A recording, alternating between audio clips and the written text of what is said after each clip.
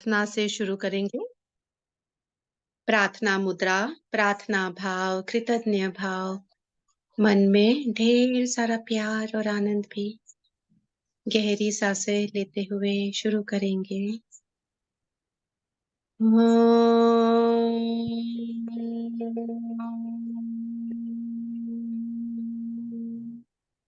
सर्वे भवन्तु सुखिनः, सर्वे सन्तु निरामयाः, सर्वे भद्राणि पश्यन्तु, मा कश्चित् दुःखभाग् भवेत्। ओम शांति शांति शांति। भगवान श्री गणेश जी को नमन। सारे डिवाइन आत्माओं को नमन करेंगे और भगवान श्री कृष्ण को नमन करते हुए हमारा ये सत्र शुरू करेंगे। अंगूठा आज्ञा चक्र पे लगा के दोनों हथेलियों को आंखों पे रख के एनर्जीज ग्रहण कर ले। और आपकी वीडियोस भी आप ऑन करेंगे तो हम बहुत अच्छे से कनेक्ट कर पाएंगे। आज हमारे साथ एक स्पेशल गेस्ट है, तो बढ़िया जी। ओके, तो उनको नमस्कार जी, बहुत बहुत नमस्कार। जी जी, बस एक मिनट में उनका इंट्रोडक्शन दे दूं मैं। तो हाँ ये जी। आज हमारे साथ में है भूरा भाई।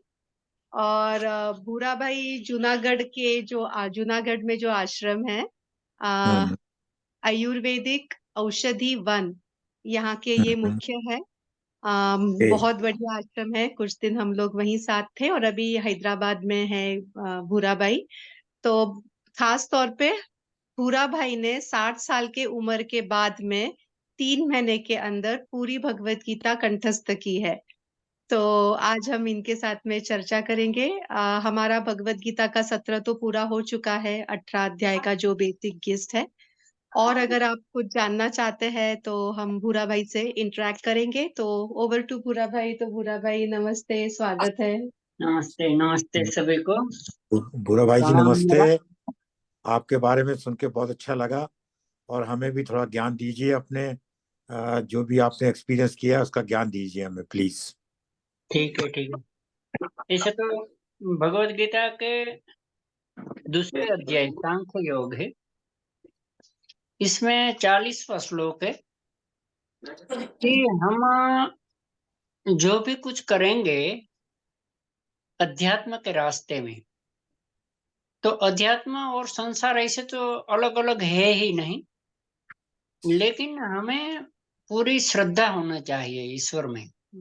जो भी हम काम कर रहे हैं इसमें हमारा मन लगना चाहिए और भक्ति भाव से करना चाहिए काम भी। तो भगवान बोलते हैं कि अगर आप ऐसे करोगे काम, तो वो मैं आपको गारंटी देता हूँ कि तुमको बहुत बहुत जो आपके जीवन में आने वाले दुख दर्द है उसको सह पाओगे। पूछ लेते हैं क्या कहते हैं भगवान श्री कृष्ण अर्जुन को सांख्य योग में दूसरे अध्याय में। इसमें बोलते हैं भगवान कृष्ण, नेहाभिक्रमनाशोऽस्ति प्रत्यवायो न विद्यते, स्वल्पम अपि अस्य धर्मस्य त्रायते महतो भयात्। तो अभी ये तो संस्कृत की भाषा है, तो मानो सबको समझ में ना आए तो हम अर्थ लेते हैं उसका। तो न यह अभिक्रम माने अध्यात्म का क्रम। हमें कोई भी पुस्तक पढ़नी होती है तो हम उसको अभिक्रम देखते हैं, अनुक्रमणिका देखते हैं कि भी पहले पाठ में ये है, दूसरे पाठ में ये है। ऐसे अध्यात्म में भी जितना हम चलते हैं हमारी समझ के अनुसार, जितने ही हम पद चिन्ह रखते हैं गीता जी में, तो इससे कोई नुकसान नहीं है, जरा भी नुकसान नहीं है। कैसे नुकसान नहीं है कि हम एक खेतवाड़ी के उदाहरण के तौर पर लेते हैं, गीता जी के थोड़ा कंपैरिजन करते हैं कि जब हम खेती में कुछ बारिश आने पहले, तो अभी तो तीनों सीजन लेते हैं, पहले तो बारिश होने पर ही हम फसल लेते थे। तो बारिश से पहले पहले जो कृषिकार होते थे वो बहुत अपना खेत है अच्छी तरह से इसको सजाते थे, मेहनत करते थे बेल लगाकर। तो अच्छे होने पर जब इसमें खाद भी भरते थे खेत में, और उसके बाद बारिश आती थी। तो बारिश आने के पहले हम बीज भी तैयार कर लेते थे। तो वो बीज जब हम बोते थे बारिश आने के बाद, तो इसमें कोई ऐसा भी कारण बन जाता है कि कुछ भी हाथ में ना आता। इतनी मेहनत करते हैं, इतना बीज बोते हैं, इतना इसमें पैसा लगाते हैं, और दिवाली पर जब फसल आती है तो कुछ भी हाथ में नहीं आता है। पूरी साल के लिए वह वो ही हमारी इनकम रहती थी जीने के लिए। तो जो हम ये खेती बाड़ी के उदाहरण के द्वारा ले सकते हैं कि इसमें जो खेती करते हैं तो इसमें तो हमारा पूरा नाश हो जाता है, अर्थ का, मेहनत का, सब कुछ। लेकिन गीता जी ये बताते हैं कि अध्यात्म में ऐसा नहीं है कुछ। अध्यात्म में आप जितनी भी मेहनत अपनी समझ के अनुसार अपने गुरु के मार्गदर्शन में जितना भी पांव रखोगे, जितनी भी मेहनत करोगे, तो उसका कभी भी नाश नहीं होगा, ये गारंटी देते हैं भगवान।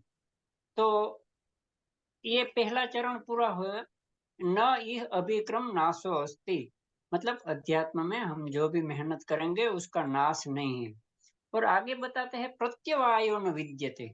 तो ये हम एक वैद्य के उदाहरण, रोगी और वैद्य के उदाहरण के द्वारा समझेंगे प्रत्यवायी शब्द। तो ये तो प्रत्यवायो माने क्या है? तो जब हम मैं बीमार पड़ गया तो बहुत सी दवाइयाँ, बहुत से वैद्यों के पास गए हम, उसकी अच्छी अच्छी दवाइयाँ की ली हमने, और पैसा भी खर्च हुआ, हमारा आरोग्य भी अच्छा नहीं हुआ। तब वो हमारे जो स्नेही जन है वो बताते हैं वो वैद्य अच्छा है, वो वैद्य अच्छा है। ऐसे ऐसे बहुत अच्छे से अच्छे वैद्य को मैं मिलता हूँ, और वो इसकी जो विद्वता है इसमें तो कोई दिक्कत नहीं है, लेकिन मेरे भाग्य का कुछ ऐसा है। तो उस मेरा जो मैं बीमार जो हूँ, मेरी जो बीमारी है उसका निदान अच्छी तरह से वो नहीं कर सका वही। तो मेरा तो वो रोग तो अच्छा नहीं हुआ, और भी मैं पैसा भी खर्च कर दिया। तो ये क्या हुआ कि उल्टा परिणाम हुआ। मैं तो अच्छा होने के लिए गया था, तो अच्छा भी नहीं हुआ। तो ये प्रत्यवायो न विद्यते माने अध्यात्म में ऐसा नहीं है, ऐसे बोलते हैं। नकार में बोला है प्रत्यवायो न विद्यते, तो उल्टा परिणाम नहीं है, दोष रूप परिणाम नहीं है अध्यात्म में चलने से।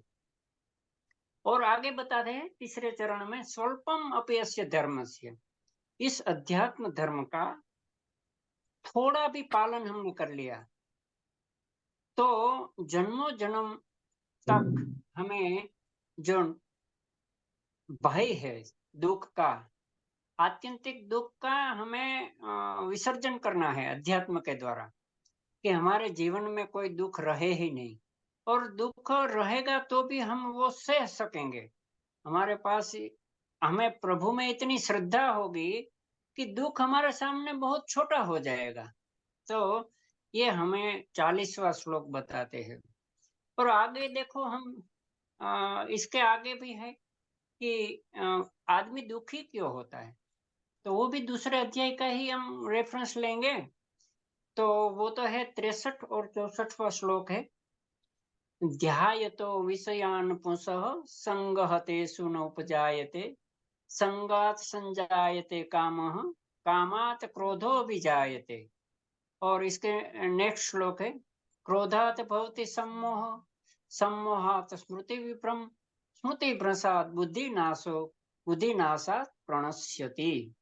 तो यहाँ तो क्या होता है कि बाद में ये जो मनुष्य जन्म मिला है तो जीना तो पड़ेगा। तो जीने का तरीका हमें ढूंढना पड़ेगा, जिस काम में हमें अच्छा लगे, जो भी काम करो अपना मनपसंद काम सिलेक्ट कर लो। इससे क्या होगा कि मन प्रसन्न रहेगा और आपका जीवन अध्यात्म भी अच्छा रहेगा। तो संसार और अध्यात्म एक पैरेलल चलना चाहिए, है ना। तो ये पहला श्लोक है वो तो क्या बताते हैं, ध्यायतो विषयान पुंसः। पुंसः माने चेतना। यहाँ जो पुंसः शब्द है, ध्यायतो विषयान पुंसः, पुंसः माने चेतना, पुरुष। पुरुष का भी समानार्थी शब्द है चेतना। तो जो विषयों को ध्यान कर रहे हैं, जो चेतना, हम, चेतना माने हम खुद, तो हम जो विषयों का ध्यान करते होंगे तो क्या होगे कि संगह तेसु उपजायते। जैसे जिस जिस विषय का हम ध्यान कर रहे हैं, ईश्वर का ध्यान नहीं कर रहे हैं, किसका ध्यान कर रहे हैं? विषयों का, इंद्रियों का सुख के लिए हम, तो ऐसा ऐसा राग होने लगेगा, ऐसी ऐसी आसक्ति हमें हो जाएगी विषयों में, और उससे क्या होगा कि कामना बढ़ती जाएगी। एक बार हम सफलता मिली तो समझना कि प्रभु हम पर बहुत कभी कभी निष्फलता भी दे दे, इसलिए बहुत लोग निष्फलता जो मिलते हैं तभी उसको मालूम हो जाता है कि संसार मेरे लिए नहीं है, तो वो अध्यात्म में जंप लगाते हैं। ऐसा भी होता है। तो ये कामना बढ़ती है सफलता मिलने से, तो ज्यादा से ज्यादा मिले। आज मुझे दोपहर मंजूश्री बेन ने लड्डू खिलाया, कल दोपहर क्या होगा मेरा? तो वो है कामना एक तरफ की, बार बार मिलने की। तो वो कामना की वजह से क्या होगा कि कामना के बीच में कल दोपहर नहीं मिलेगा मैंने जो सोचा वो, तो कामना के बीच में जो स्थिति आएगी, कोई पुरुष व्यक्ति आएगा, कुछ भी संजोग आएगी, परिस्थिति आएगी, तो उस पर हम क्रोध आएगा, क्रोधित होंगे, गुस्साएंगे कि ये क्यों नहीं हुआ। तो ये हमारी अवनति का कारण है, समझे ना। पहले तो विषय है, विषय से ऐसी आसक्ति हो जाती है, आसक्ति से कामना बढ़ती है, कामना से क्या होता है? क्रोध होता है। और इसके नेक्स्ट श्लोक में बताते हैं, क्रोधात भवति सम्मोह। तो हमें उल्टा लगने लगता है, जो क्रोध होता है तो जो सत्य है वो असत्य लगता है, असत्य है वो सत्य लगता है। तो सम्मोह, मोह इसको बोलते हैं, सम्मोह बोलते हैं। नहीं बोलते हैं कोई जादूगर करते हैं तो हिप्नोटिज्म हो जाते हैं, तो ये सब सम्मोहन का लक्षण है। और सम्मोह से क्या होता है? स्मृति भ्रंश हो जाता है, उल्टा सोचने लगते हैं हम। हमें जाना है पश्चिम दिशा में और चलने लगते हैं पूर्व दिशा में, तब तो हमारी अवनति होगी ही। और इसके बाद बताते हैं कि जिसका स्मृति भ्रम हो गई उसकी बुद्धि नाश हो जाती है। तो मनुष्य के पास ही बुद्धि का विज्ञान योग जिसको बोलते हैं, हम विज्ञान बोलते हैं, जीने का विज्ञान जिसके पास है, बुद्धि है। बुद्धि नहीं उसको तो हम बोलते हैं मूढ़, बोलते हैं मूर्ख बोलते हैं। तो मनुष्य के पास बुद्धि, कैसी बुद्धि होनी चाहिए? व्यवसायत्मिका बुद्धि, ईश्वर में श्रद्धा हो, ईश्वर की चेतना का अनुभव कर सके। हमारे पास ईश्वर बहुत सी मदद देते, हम करते हैं जीवन जीने में, संसार में, लेकिन हम उनके पास कंप्लेन लेकर ही जाते हैं, खड़े हो जाते हैं कि मुझे आप ऐसा ये नहीं दिया, ये नहीं दिया। जिसके जो चीज दी हमने उसके लिए थैंक्स कभी भी नहीं बोलते ईश्वर को। तो ये सब है हमारी अवनति के कारण।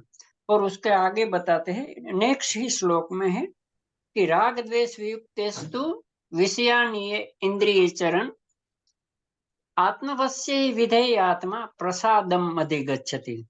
अगर हमें जो ईश्वर का, प्रभु का और श्रद्धा का जो प्रसाद मिल गया, तब तो हमारी बात ही अलग हो जाती है ना। ये दो श्लोक तो हमें अवनति का कारण बता दिया, लेकिन राग और द्वेष से अलग हो गया, हम जीवन जीने का तरीका हमें मिल गया कि राग और द्वेष नहीं होना चाहिए।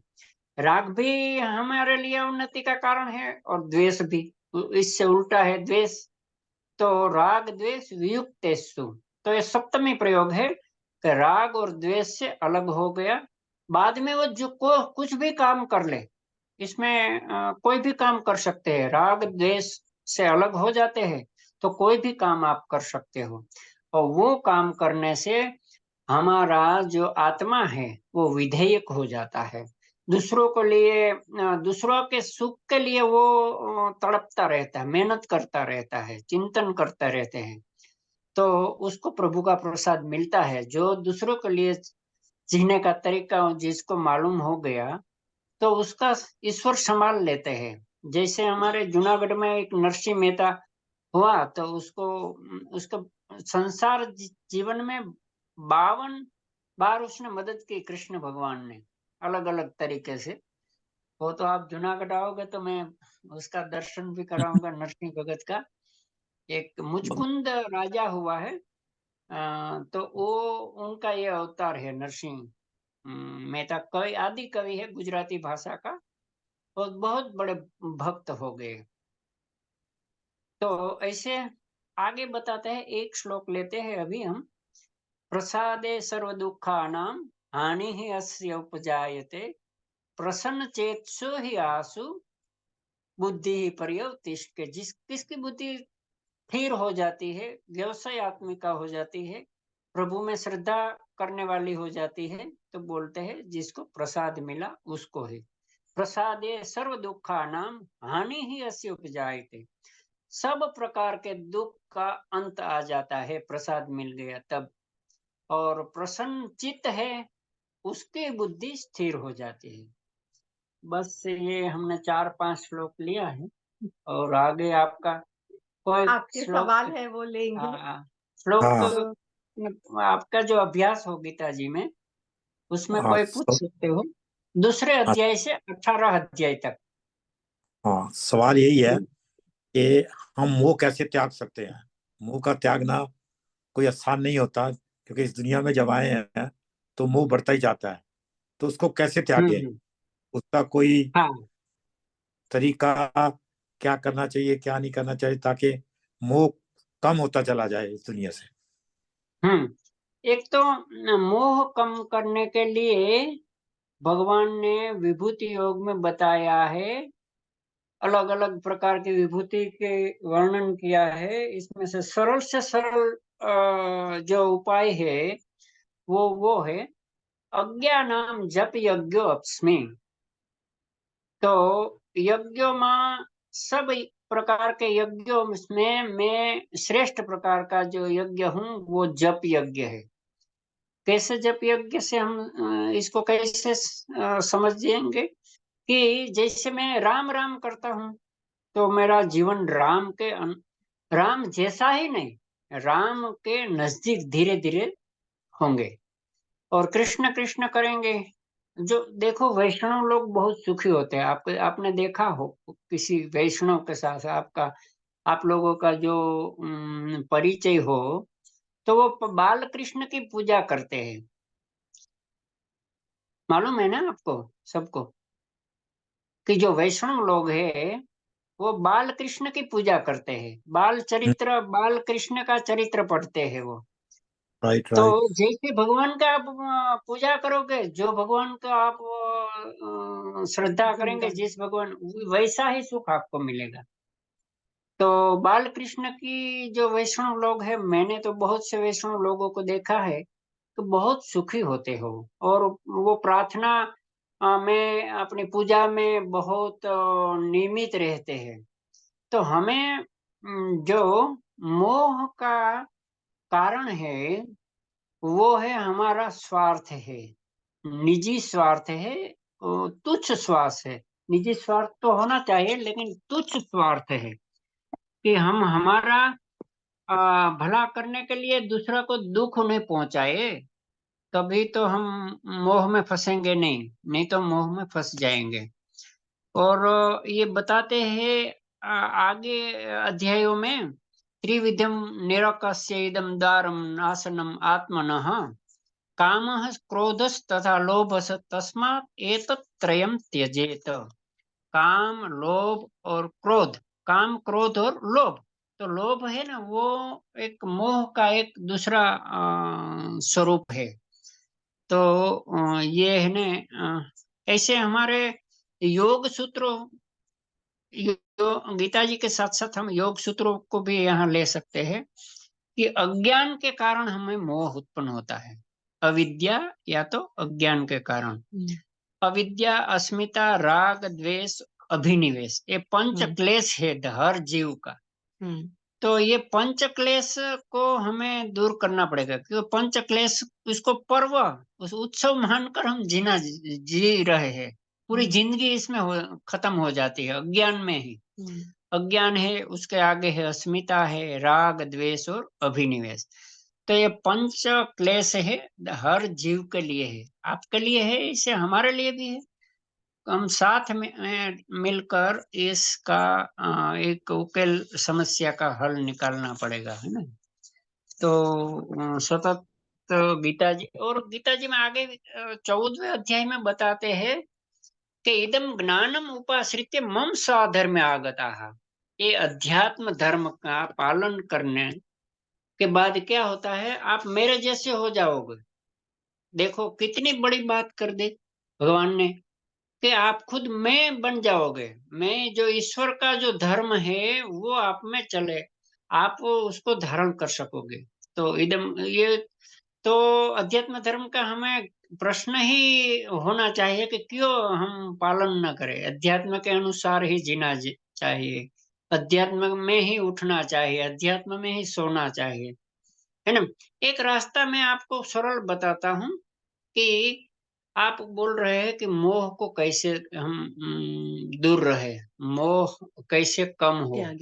तो जब आप सोने जाते हो तो सोते समय श्वास के साथ आप कोई नाम भी जोड़ सकते हो, छोटा नाम हो, वो शिव है, राम है, ऐसे छोटे नाम हो ना, तो वो श्वास के साथ आप ले सकोगे। तो देखो, श्वास लिया तो रा बोले, और श्वास छूटे तो म बोले, और श्वास लेंगे तो सो बोलेंगे, श्वास छोड़ेंगे तो सो हम बोलेंगे। ये छोटा छोटा मंत्र श्वास के साथ करेंगे हम सोते समय। और ऐसे ही वही स्थिति में हम सो जाएंगे, शवासन में ही करेंगे, और अलग से ध्यान वगैरह कुछ करने का नहीं। बस एक अपने को आदत बनानी है कि सोते समय हम ये करते करते सो जाए। इससे क्या लाभ होगा कि जब आप 10 बजे सोए हो, ये सोहम करते करते राम राम जपते जपते सो रहे हो, तो आपकी 6 घंटे नींद होगी, तो 6 घंटे का आपका भजन हो जाएगा। तो बहुत सरल तरीका है, और जो भी हो रहा है ईश्वर को सौंप देना है कि जो मैं जी रहा हूँ वो आपकी जवाबदेही है। मुझे कुछ मालूम नहीं है, मैं वो बुद्धिजीवी नहीं हूँ, और मुझे कोई और गुरु भी नहीं चाहिए, आप ही मेरे गुरु हो। कृष्ण में श्रद्धा हो तो कृष्ण पर छोड़ दो, राम में श्रद्धा हो तो राम पर छोड़ दो। ऐसे कर सकते हैं हमें। बहुत बढ़िया भूरा भाई, शुक्रिया।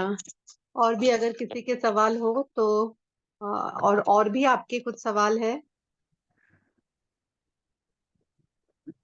कुछ लोगों ने ये भी पूछा था कि ये बाय हार्ट कैसे की है भगवत गीता, तो इसके लिए भी हमें मार्गदर्शन करिए, क्योंकि बहुत लोग अभी ये पढ़ना चाहते हैं और याद रखना चाहते हैं गीता। तो वो भी भूरा भाई। हेलो। हाँ, जिसके बहुत जवाबदेही नहीं है संसार के काम करने की, बिजनेस की, तो एक तो बहुत से हमारे औषध है आयुर्वेद में, ब्राह्मी है, शंख पुष्पी है, और है ज्योतिषमती, 3 है। तो तीनों का वैद्य की सूचना के अनुसार आप इस्तेमाल कर सकते हो स्मृति बढ़ाने के लिए। ये सब ड्रग्स है। एक पॉज यहाँ पे, मैंने ये एक इंट्रोडक्शन भूरा भाई का आपको नहीं बताया कि आयुर्वेदिक औषधियों के ऊपर इनकी मास्टरी है। तो भगवत गीता के साथ साथ में आयुर्वेदिक के जो जड़ी बूटी बता रहे हैं, इसका भी हम अभी लाभ लेंगे। जी भूरा भाई। हाँ, वैसे तो आयुर्वेद और अध्यात्म का बहुत नजदीकी संबंध है। अगर आप अध्यात्म जीवन जीना चाहते हैं तो आयुर्वेद से जीना पड़ेगा आपको, और आयुर्वेद से आपको अध्यात्म में प्रवेश हो सकता है। दोनों एक साथ एक दूसरे के पूरक है। तो कैसे पूरक है? क्योंकि स्वास्थ्य अच्छा होगा आपका, शरीर स्वस्थ होगा तो मन भी स्वस्थ होगा। मन स्वस्थ होगा जिसका, उसका प्राण भी मजबूत स्वस्थ होगा। और ये हमारा जो पंच कोश की अवधारणा है, हमारा अध्यात्म इसके मूल में है। पहला तो है अन्नमय कोश है, दूसरा प्राणमय कोश है, मनोमय कोश है, विज्ञानमय कोश है और आनंदमय कोश है। पंच कोश से हमारा शरीर बना हुआ है। तो हम विज्ञानमय कोश तक तो हमें मालूम है, बुद्धि तक तो, बुद्धि का तो हम अवनिक्ति के लिए भी इसका इस्तेमाल कर लेते हैं। तो इसलिए विज्ञान मनोमय कोश के बाद होता है विज्ञानमय कोश। और जब अच्छी तरह से विज्ञानमय कोश का इस्तेमाल करेंगे तभी आनंद मिलेगा जिंदगी में, है ना। तो ये, और एक गीता जी आती है इस्कॉन वालों की, तो इसमें अर्थ सहित होता है, अलग अलग करके शब्दों का अर्थ देते हैं, तो वो सरल रहती है समझने में। और गीता प्रेस गोरखपुर की गीता जी भी आती है, ये वो है पदवय अन्वय टीका के साथ। तो ऐसी गीता जी लेनी चाहिए आपको, तो बहुत सरल रहेगा ये गीता जी समझने में। यस, धन्यवाद भूरा भाई। और किसी के कुछ सवाल है तो हम देख सकते हैं। हाँ, सत्वशीला जी कुछ पूछना चाह रहे हैं आप? हाँ, मुझे ये पूछना है कि जी। हमें भगवत गीता और अध्यात्म बताता है कि निस्वार्थ बनो, लेकिन आजकल हम दुनियादारी में जब हमारे डे टू डे वर्क करने जाते हैं तो वे 100% नहीं अचीव कर सकते। तो उसके लिए जो मन में गिल्ट रहता है, उसके लिए क्या करें? गिल्ट कौन सा आता है आपको सत्वशीला जी? 100% निस्वार्थ नहीं रह सकते हम। अच्छा, ऐसा गिल्ट इसका। हाँ, कभी काम की वजह से, कभी स्वार्थ नहीं चाहिए, सही बात है आपके। जीवन में स्वार्थ नहीं रहेगा तो कोई काम नहीं करेगा, है ना। मैं भगवत गीता तो बोलते हैं निष्काम निस्वार्थ के लिए, लेकिन निजी स्वार्थ में भी दूसरों का स्वार्थ समाहित हाँ, होता है। कैसे कैसे होता हाँ, है मैं आपको बताता हूँ ओके, कि देखो मेरे पास पैसा है, तो मेरे लिए तो जो पर्याप्त पैसा मैंने कमा लिया और भी भगवान ने मुझे दे दिया, तो मैं औरों के लिए क्यों न खर्च करूं, समझे ना। तो ये निजी स्वार्थ में दूसरों का स्वार्थ भी है। जो पैसा के लिए काम करेंगे हम, पैसा मिलेंगे तो वो हमारा स्वार्थ है ना। एक भी काम ऐसा नहीं होगा कि निस्वार्थ आप कर सकोगे, लेकिन जो भी हो वो प्रभु को समर्पित कर देना है कि आज। और ये जीवन में एक मंत्र सीख लो सब लोग कि मेरा जीवन ही एक दिन का है। सुबह में उठा हूँ, सुबह में उठी हूँ, बस शाम तक मुझे जीना है। तो आप एक भी काम गलत नहीं करोगे, है ना। सब काम निस्वार्थ पे करने लगोगे। एक दिन का जीवन आप तय कर लो कि मुझे एक ही दिन जीना है, बहुत अच्छी तरह जी लेना है। कल का कल देखेंगे, तो बहुत अच्छी तरह से जीवन जीने लगोगे। एक दिन का, मेरा आयुष्य ही एक दिन का है। तो कोई बात नहीं, स्वार्थ हाँ, होना चाहिए। बिना हाँ, स्वार्थ को हम जी नहीं सकेंगे। लेकिन ये हमारे स्वार्थ में किसी का बुरा ना हो जाए, हाँ, वो हाँ, थोड़ा देखना है। हाँ, वही तो मैं पूछना चाहती थी। हमारे हाँ। स्वार्थ के लिए नहीं, किसी के दूसरे को तकलीफ ना हो, इसलिए जब हम उसका स्वार्थ देखते तो हमें वो भी स्वार्थ ही हो गया ना। हाँ। हाँ। किसी को तकलीफ ना हो, वो हर्ट ना हो, उस उसके लिए जब हम स्वार्थ देखें तो यही मैं पूछना चाहती थी, और मुझे आई सेटिस्फाइड फ्रॉम योर आंसर, मुझे मिल गए। और भगवान ये तीसरे अध्याय में बोलते हैं, न मैं पार्थास्ते कर्तव्यम त्रिषु लोकेषु कंचन न अनवाप्तम अवाप्तव्यम वर्त एव च कर्मणि। इस तीनों लोक में कोई भी काम मेरे लिए बाकी नहीं है। तीनों लोक में मैं काम न करूं और कोई काम अधूरा रह जाए, ऐसा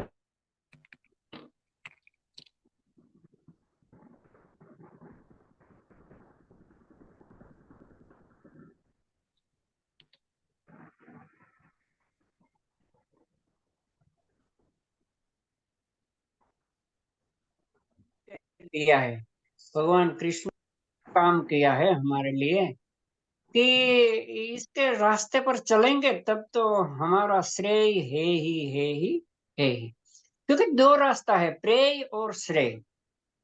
तो प्रेय के प्रियता के लिए तो हम सब लोग जी रहे हैं, बहुत से लोग जी रहे हैं, सामान्य लोग जिसको बोलते हैं।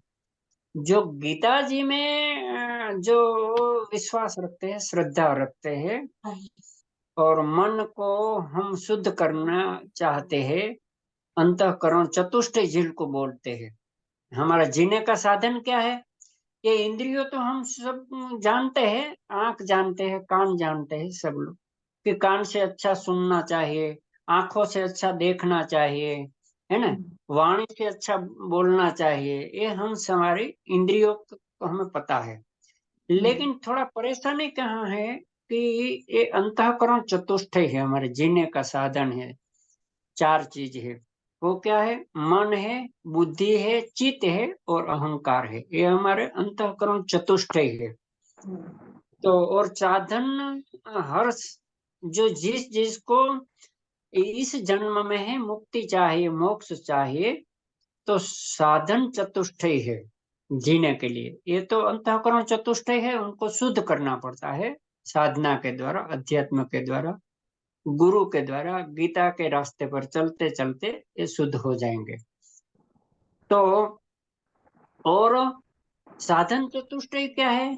तो कि पहला तो है विवेक है, विवेक से जीना पड़ेगा हमें। तो विवेक हम जीवन में ले आए हमारे जीवन में, तो उससे क्या होगा? वैराग्य होगा। इस लोक के वस्तुओं में तो वैराग्य आ जाएगा।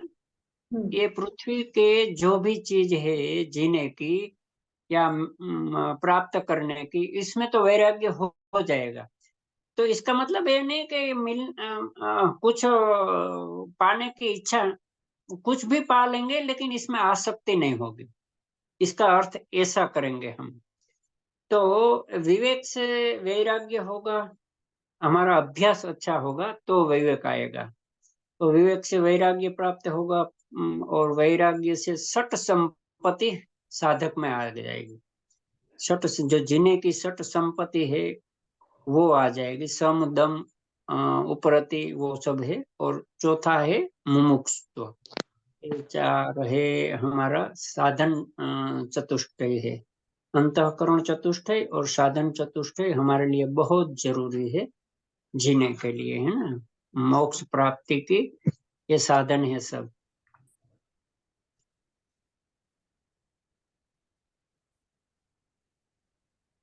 बढ़िया। ओके, तो और किसी ने कुछ कुछ पूछना है?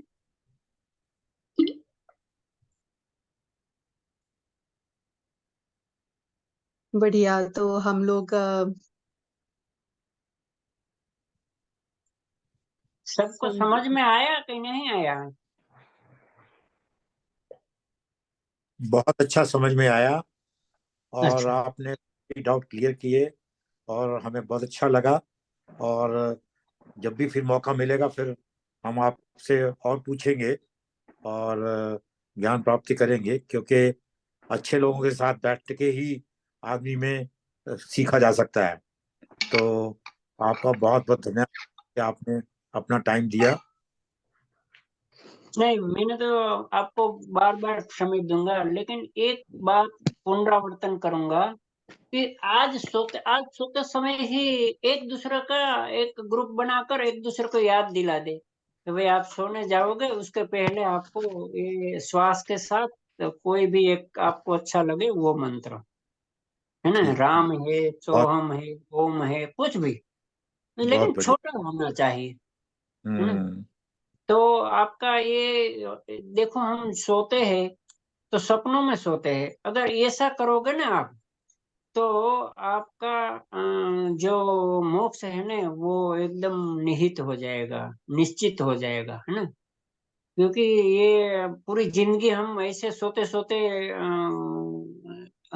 हाँ, गलत समय हमारा पसार हो जाता है। तो आपका ये भजन का एक अच्छा तरीका हो जाएगा। कोई प्रयत्न नहीं करना है, सोना तो है ही, और 5 मिनट में नींद आ जाए तो कोई बात नहीं। जिस स्थिति में आप सोओगे ना, उस स्थिति में आप उठते समय होंगे। अल्फा स्थिति माने भजन की स्थिति में होगे। 8-8 घंटों का भजन हो जाएगा बिना प्रयत्न। तो ये बहुत गंवाने का समय नहीं है, सोने का समय है ना। और इसमें अलग सा प्रयत्न भी नहीं करने का है। तो और 6 महीना ऐसे कर लिया आपने, तो आपका रिवॉल्यूशन 100% है। सबको मेरी विनती है, मैंने ये किया है, मैंने सर्विस भी की, और ये ऐसे गुरु के पास रहकर ये तरीका दिया मैंने।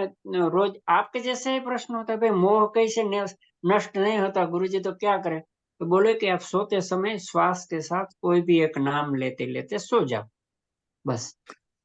तो ये बुरा भाई। करने को बुरा, फिर से जैसे आप विनंती करता हूँ। 2-3 चीजें और बता दो हमें। हेलो। हाँ जी। मैंने कहा जैसे आपने ये बताया कि इसको हाँ, रात को करना है, और 1-2 और चीजें दो और तीन बता। चीज बता दे। दो चीज। हाँ, उठते समय कर लो। जैसे सोते समय हो तो 5 मिनट उठते समय कर लो, है ना। सोते समय उसी के साथ में और ग्रेटिट्यूड प्रैक्टिस करो। और है ना, आप जहां भी बिजनेस कर रहे हो, साधना कर रहे हो, काम कर रहे हो, सेवा कर रहे हो, तो 1-1 घंटे के बाद बीच में ट्रैफिक कंट्रोल किया करो। जैसे चौराहा होता है, तो जो वहाँ ट्रैफिक कंट्रोल नहीं करते, एक्सीडेंट हो जाता है। तो ऐसे ही हम काम कर लिया थोड़ा, तो बीच में 4-5 मिनट के लिए, ज्यादा नहीं, 5 मिनट के लिए हम डिस्कनेक्ट हो जाए, जो काम कर रहे हैं उससे थोड़ा बदल दे। प्रभु का नाम ले ले, श्वास के साथ थोड़ा तालमेल कर ले, ऐसे कर सकते हैं। ओके। हेलो। हाँ, ये सत्वशीला जी। मैडम, मुझे स्वामी जी से एक रिक्वेस्ट है कि 6th अध्याय का 5वां जो श्लोक है, उदरे आत्मना आत्मम नामात्मनो वसादेत उद्धरेदात्मनात्मानं नात्मानं वसादो। एक्सप्लेन कर देंगे क्या, थोड़ा उसके बारे में बोलेंगे क्या आप? बताते। हाँ, इसमें क्या है कि आत्मना माने तो मन, है ना। तो उद्धरेत आत्मना आत्मानम, न आत्मानम अवसादेत, आत्मे ही आत्मनो बंधु, आत्मे रिपु आत्मन। ये श्लोक समझना है ना। हाँ। हाँ, तो इसमें आत्मना माने तो मन, है ना, और आत्मानम माने आत्मा। तो मन का आत्मा के द्वारा उद्धार करो। आत्मा, मन के द्वारा आत्मा का दुख उत्पन्न न करो, आत्मा को दुख मत पहुंचाओ, है ना। और आगे बता है, आत्मा ही आत्मा का बंधु है, आत्मा ही आत्मा का शत्रु है। तो हम ही जो इस विकास के क्रम में कोई भी हर्डल्स है, तो मैं खुद हूं मेरे लिए, है ना। मैं जो मेरा उन्नति चाहता हूं अध्यात्म में, तो मुझे कोई नहीं रोक सकता, समझे। जो भी, फिर भी दुख आएगा, दुख नहीं है आएगा ऐसा नहीं है। इसमें यहाँ जो दुख बोले हैं, अवसाद बोले हैं, वो संसार का नहीं, है ना, अध्यात्म की बात है। दुखम, आत्यंतिक दुख की निवृत्ति, वो ही अध्यात्म का मुख्य गोल है। मेन गोल क्या है अध्यात्म का, कि आत्यंतिक दुख की निवृत्ति, है ना, और सुख की प्राप्ति, दोनों ही। ये दो चीज एक साथ घटेगी। कैसे घटेगी कि अज्ञान नाश होते ही ज्ञान प्राप्त होगा। ज्ञान तो है ही आत्मा में, आत्मा है वो ही ज्ञान स्वरूप है। ऐसे मन भी, हम मन की भी कंप्लेंट तो करते हैं कि मन ये नहीं करता, मन वो नहीं, लेकिन मन के पास हम करवाते नहीं अच्छी चीज। इसलिए मन मन तो उसको ही बोलते हैं कि वो फ्री नहीं रह सकता, है ना। अगर आपने उसको प्रभु का नाम जोड़ दिया, उनके साथ मन को एक काम दे दिया कि आपको राम राम राम जपना है, तो जपेंगे, वो ना नहीं बोलेंगे। बीच बीच में छूट जाएगा तो कोई हरकत नहीं होती। वो तो बीच बीच में जब कोई विचार आएगा तो वो भी अच्छा विचार होगा, है ना। और विचार तो विचार के रूप में ही होते हैं। विचार कोई प्रवृत्त होने के लिए कंपलसरी नहीं है। मेरे मन में अभी मैं आपके साथ बात कर रहा हूँ, तो बात करते समय भी विचार तो आते ही हैं।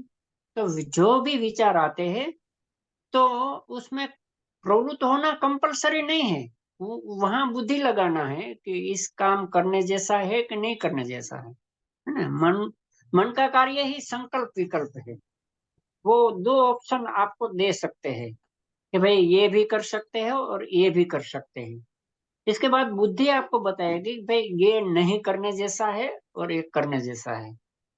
तो ये ऐसे हमने बोला कि अंतःकरण चतुष्टय, मन बुद्धि चित्त और अहंकार, है ना।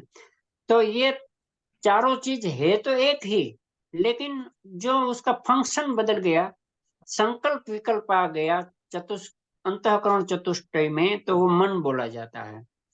अगर इसको डिसीजन पावर आपका अच्छा होगा, संकल्प विकल्प तो आया, दोनों तरफ आएगा। ये अच्छा भी सोच सकते हैं, बुरा भी सोचते हैं।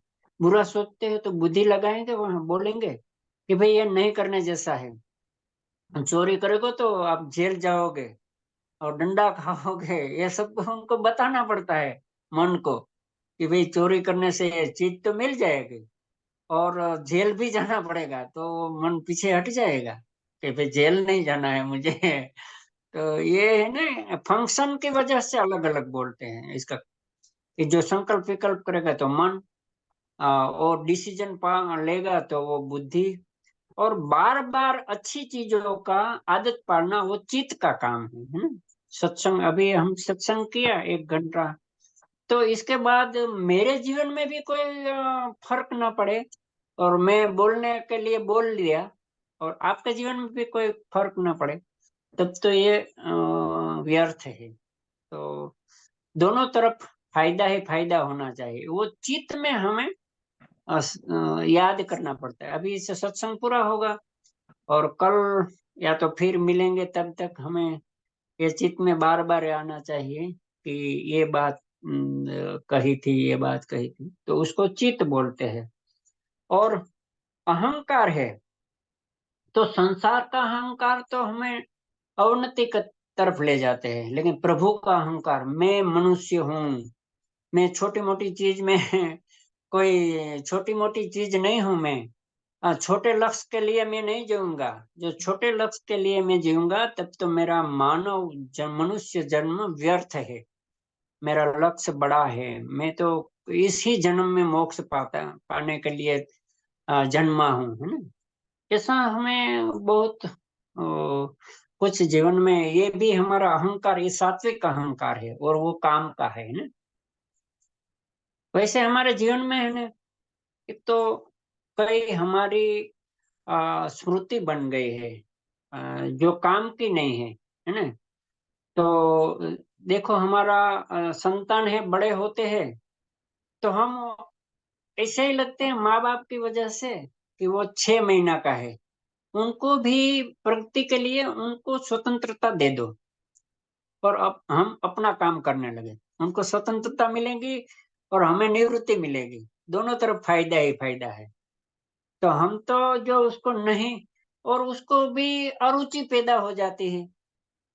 संतान वो तो अपनी मर्यादा के कारण हमें नहीं बोलते, लेकिन उनके मन में अरुचि पैदा हो जाते हैं। और जब जरूरत होती है हमें इसकी जो सेवा की, तब वो नहीं करते, क्योंकि हमने इनके साथ ऐसा बर्ताव नहीं किया। उनकी कोई गलती नहीं है, गलती हमारी है। हेलो। हाँ, और एक क्वेश्चन, अभी अभी आपने बताया मनुष्य जन्म है, हमें इसका अहंकार अच्छा है, वो मनुष्य जन्म व्यर्थ नहीं जाना चाहिए। तो मनुष्य जन्म सार्थक करने के लिए क्या कर सकते हैं हम? हाँ, मनुष्य जन्म सार्थक करने के लिए बस अध्यात्म धर्म का पालन करना चाहिए, है ना। धर्म, अर्थ, काम और मोक्ष, ये 4 है अर्थ हमारे जीने का। धर्म के रास्ते पर चले, और धर्म के रास्ते पर चलेंगे तब तो अर्थ भी अच्छा, लक्ष्मी आएगी हमारे घर में। और उस लक्ष्मी है वो तो पत्नी किसकी है? विष्णु की। तब तो हमारा कल्याण करेगी ही वो, है ना। धर्म के रास्ते पर चलो, और वही रास्ते पर अर्थ भी कमाना चाहिए। धर्म, अर्थ, और उससे हमारी कामना भी पूरी हो। ऐसे आपने प्रश्न किया था ना कि निस्वार्थ, लेकिन हाँ, स्वार्थ भी है। तो वो भी एक तीसरे अध्याय में है। सह यज्ञाः प्रजाः सृष्ट्वा पुरोवाच प्रजापतिः अनेन प्रसविष्य ध्वमयेश वो वस्तु इष्ट काम दो। हमें देवों को प्रसन्न करे और देव हमारी कामना को पूरी करे। हो गया ना, दोनों काम हो गया। तो गीता जी कोई विरोध नहीं कर रहे थे, संसार का कोई विरोध नहीं करते हैं, एक दूसरे के लिए ही है हम। परस्परम हाँ भावयन्तवः। हाँ, उसके बाद का उसकी ये जो बात बेन जी होती बोल है रहे हैं वो श्लोक है। देवान देवान देवान हाँ, भावयता यतान देवान भावयतानेन ते देवा भावयन्तु भावयन्तवः वः परस्परं परस्परं भावयन्तः भावयन्तवः श्रेयः श्रेय परमवाप्स्यस्ते। परमवाप्स्यस्ते। एक दूसरे का श्रेय करने का है। ये देव माने ऐसे सांकेतिक देव भी होते हैं, और खरे एक्चुअल में तो है प्रकृति। प्रकृति में सब देव आ जाते हैं। हाँ। ओके, सो सुमेधा, तुम लेट आई हो बेटा, तो तुम्हारे और कुछ अगर सवाल है तो कुछ सवाल है बेटा? नहीं मैम। ये एक स्टूडेंट है अभी, अच्छा। तो फर्स्ट ईयर में है अभी। सवाल खत्म हो गए सुमेधा? अभी कोई सवाल नहीं है मैम। ठीक है, ठीक है, ओके, बहुत बढ़िया। तो और भी कुछ, आज हमने बाकी के लोगों को भी इनवाइट किया है हमारे भगवत गीता के क्लास के बाहर, जो मी होलिस्टिक सेंटर से भी जुड़े हुए हैं।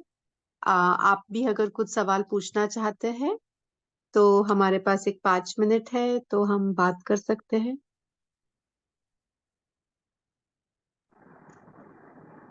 मैडम, अभी आपने जो श्लोक बताया वो कौन से अध्याय में है अभी?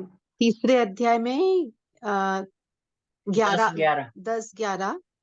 ओके, थैंक यू, हाँ, थैंक तो यू। वो सह यज्ञ प्रजा सृष्टवा 10 नंबर का है, और फिर आई थिंक 11 या 12, वो आप चेक हाँ, एक के करिएगा, आसपास का है। उसी के ऊपर नीचे है वो। हाँ थैंक यू सो हाँ मच, ये सेशन अरेंज करने के लिए थैंक यू सो मच।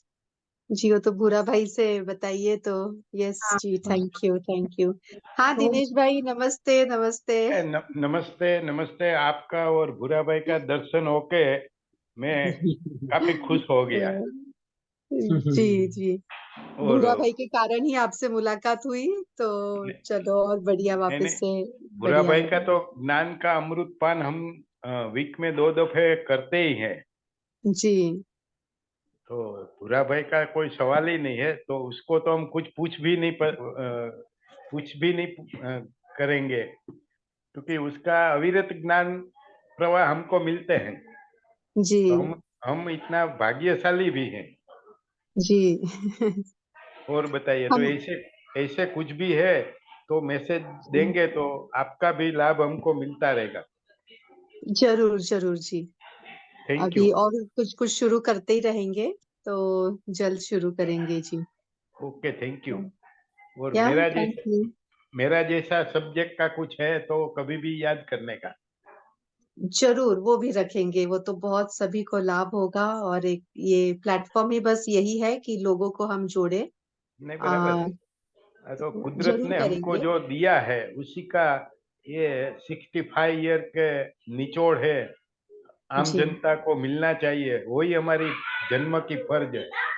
बिल्कुल है जी, यस, तो जरूर रखते हैं हम एक हफ्ते में हम लोग इस पर बात करते हैं। Thank you. थैंक यू जी। तो चलिए इसी से हम लोग प्रार्थना के साथ समाप्ति करते हैं। मैम हाँ एक सुमेधा। सवाल, अ, हाँ सात्विक अहंकार होने में कोई दिक्कत नहीं है क्या? हाँ भूरा भाई, क्या? सात्विक अहंकार होने में कोई दिक्कत नहीं है क्या? हाँ, सात्विक अहंकार पहले तो काम आता है, बाद में छोड़ना पड़ता है उसको भी। वो शुरुआत तो के आगे की स्टेज बात है, में, अभी तो हाँ, सात्विक अहंकार बढ़ा देना। शुरुआत के स्टेज में सात्विक अहंकार तक आ जाना है। फिर उसके बाद में हमने देखा है दूसरे अध्याय में 56 नंबर का श्लोक में हमने देखा था ना, त्रैगुण्य विषया वेदा निस्त्रैगुण्य भवार्जुन निर्द्वंद्वो नित्य सत्वस्थो निर्योगक्षेम आत्मवान। तो जो 3 गुण होते हैं उसके भी बियॉन्ड आपने जाना है, निर्द्वंद्व में होना है, वो उसके बाद में है। फिर इसको भी खत्म करना है। जैसे हम लोग कल ही देख रहे थे ना कि रामकृष्ण परमहंसा भी वो काली माँ की मूर्ति में अटक गए थे। फिर उनके गुरु ने जब बोला कि तुम वो मूर्ति को भी काटना है, तो उन्होंने बोला मैं यहाँ पे मेरे माथे पे ऐसे लकीर मारूंगा और आपने काली माँ के माथे को बस तोड़ देना है, तो उसके बाद में वो उसके परे जा सके। तो कोई भी ये नहीं। जी क्योंकि मैम, तमो, और हाँ, बोलिए बोलिए। क्योंकि गुण गुण की आप बात कर रहे हैं ना, सत्वगुण, रजोगुण और तमोगुण है ना। तो तमोगुण तो आलस्य और प्रमाद का रूप है।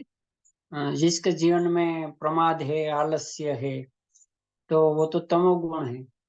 और जो बेल की तरह काम करते हैं पूरी जिंदगी, बेल का ही उपमा उसको देना चाहिए, है ना, तो स्थिर ही नहीं होते हैं, तो वो तो रजोगुण हो गए।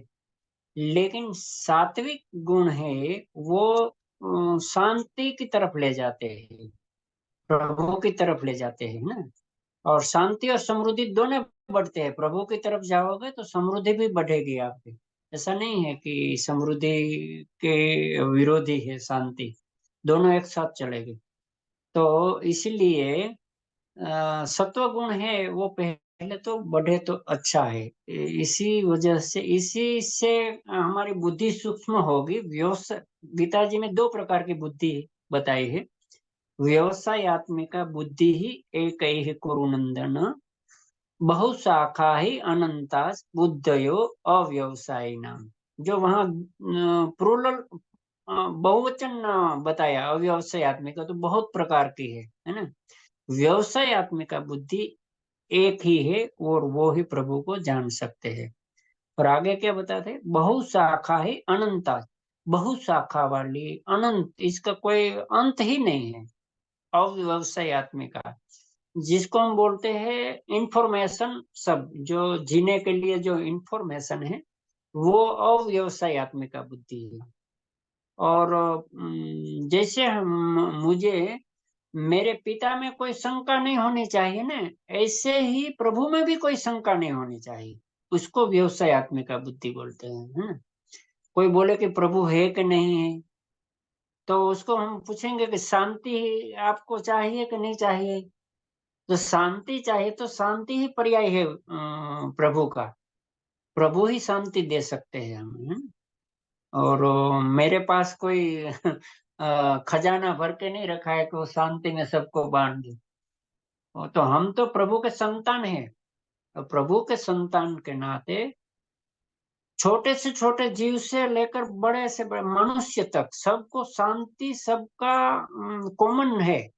शांति के बिना कोई भी नहीं जी सकते, है ना। तभी तो हम जो बोर हो जाते हैं ना घर में, तो बाहर घूमने के लिए चले जाते हैं, क्यों? शांति के लिए। लेकिन वो शाश्वत शांति नहीं है, है ना, क्षणिक शांति है ना। थोड़ा बदल मिला तो अच्छा लगता है ऐसे। और मन भी इसीलिए बार विषय बदलता रहता है। आप एक बार शांत चित्त से सोचना चाहिए कि मन अलग अलग विषयों को क्यों पकड़ते हैं, क्योंकि विषय में उसको आनंद आता ही नहीं, और हम उसको भगवान के पास ले नहीं जाते। समझ में आता है? एक बार भगवान के पास बैठकर देखो भगवान को, तो बैठ जाएगा, शांति मिल जाएगी उसको। उसको भी अच्छा मन है ना, वो मन का बंधारण ही सत्व से भरा हुआ है, मन का कोई दोष नहीं है। वो तो हम छोटे बचपन से न तो हमें हमारे मित्र से मिले कुछ, हमारे समाज से नहीं मिले, हमारे गुरु से नहीं मिले, हमारी विद्या ही गीता तो ये मंजू बेन की देन की आपके तक पहुंच गई, और मैं भी आज एक थोड़ा माध्यम बना। तो ये हम सबके विकास के लिए है ना। ऐसा नहीं है कि बोलने, ऐसा देखो, एक मैं आपको श्लोक का रेफरेंस देता हूँ कि आपके पास हम क्या मान लेते हैं कि मेरा नाम भूरा है, तो मैं फलाना व्यक्ति हूँ। तो मैं सोच लेता हूँ मेरे पास कुछ भी नहीं है भाई, मैं क्या, ये तो बहुत बड़ी बड़ी बात होती है गीता जी में। तो ऐसा नहीं है, हर एक के पास शक्ति है, दिव्य शक्ति निहित है सबके पास, है ना। तो हमें हमारा जो मूल्यांकन कर देते, कंपैरिजन कर देते, मैं थोड़ा कर सकूं, तो देखो वाल्मीकि रामायण है ना, तो उसमें तो वाल्मीकि ने भगवान को, राम को भगवान के रूप में बताया ही नहीं, उसने मनुष्य के रूप में बताया है वाल्मीकि रामायण में। इसलिए सबको लगे कि मैं राम बन सकता हूँ, मैं सीता बन सकता हूँ, है ना। तो हमें हमारा हर एक के पास है जो चीज, दो हाथ है, दो पांव है, दो आंख है, सब हर एक को एक एक तरफ से दिए है ना। तो भक्त बनने में बहुत ज्यादा शक्ति नहीं चाहिए, बहुत कम शक्ति वाला भी भक्त बन सकता है, ऐसा है। फिर मिलेंगे, आपका तो समय भी पूरा हो गया होगा। आपको मिलकर मुझे बहुत खुशी हुई, आपको हुई हो या ना हो। हमें बहुत धन्यवाद भूरा भाई, बहुत खुशी हुई। So much. जी। मैंने लेट ज्वाइन किया था, तो हाँ, शुरुआत। रिकॉर्डिंग है बेटा।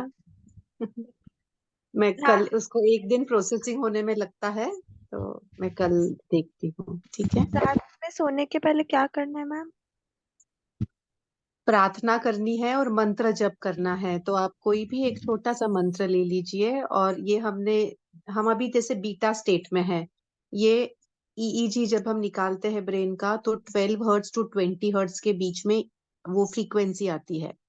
जब हम सोने जाते हैं ना, तो एक अल्फा स्टेट आती है, विच इज 8 टू 12 हर्ट्ज के बीच में फ्रीक्वेंसी होती है ब्रेन की। उस स्टेट में और उससे भी और ज्यादा लोअर वेव जो होती है, यानी spiritually high but wave frequency wise low, that is 4 to 8 hertz, which is called as theta, और उसके नीचे delta 0 to 4 hertz।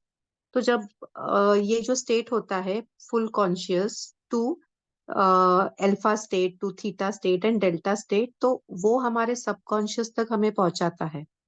तो हमने देखा है कि 95 to 99% instrumental is are subconscious mind ना, नॉट द कॉन्शियस माइंड। तो सबकॉन्शियस तक पहुंचने का सबसे आसान तरीका है, जब आप सोने जा रहे हैं, सोते सोते आप ये मंत्र जप करिए। जो भी आप एक भगवान से रिलेट कर पाते हैं, उनका सबसे एक अक्षरी मंत्र, जो 2 अक्षरी 3 अक्षरी बस इतना है, वो ले लीजिए और उसे करते रहिए। और उसी के साथ में gratitude, have a attitude of gratitude always. तो रात में सोते वक्त, आज का पूरा दिन कैसा गया? बहुत अच्छा गया भगवान, thank you so much for this, thank you for this, thank you for this. और छोटे छोटे चीजें, कितने लोगों को 2 वक्त की रोटी नहीं मिलती है खाने के लिए, हमें मिली है ना, तो थैंक यू। तो जो मिला है वो उसके ऊपर ध्यान देना है, थैंक यू बोलना है, और ये मंत्र जप करते। तो 5 मिनट आप करेंगे भले ही मंत्र जप, पूरे रात में 5 घंटे से भी ज्यादा, 8 घंटे का लाभ मिल जाएगा, वो भी सबकॉन्शियस 95% मोर। तो इट वर्क्स लाइक मैजिक। चलिए, तो हम प्रार्थना से समाप्ति करते हैं अभी दोबारा। तो वैसे ही जो हम ये प्रार्थना से शुरुआत करते हैं और समाप्ति करते हैं, ये हम भगवान से ही जुड़ते हैं, उनके ऊर्जा से जुड़ते हैं। तो हम प्रार्थना से समाप्ति करेंगे, गहरी सांसें लेते हुए। प्रार्थना मुद्रा, प्रार्थना भाव, कृतज्ञ भाव, और मन में ढेर सारा प्यार और आनंद भी। गहरी सांसें लेते हुए शुरू करेंगे।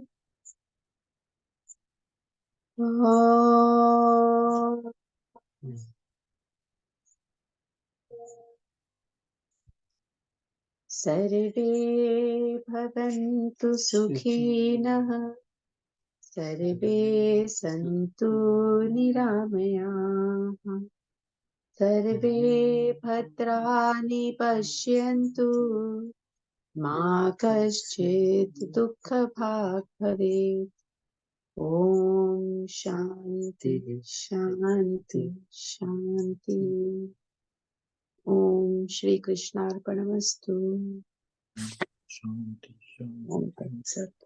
दोनों हथेलियों को आंखों पे रख के एनर्जीज ग्रहण कर ले और आंखें खोल सकते हैं जी। नमस्ते, शुक्रिया, शुभ रात्रि। शुभ रात्रि, शुभ रात्रि। धन्यवाद धन्यवाद। भाई का धन्यवाद।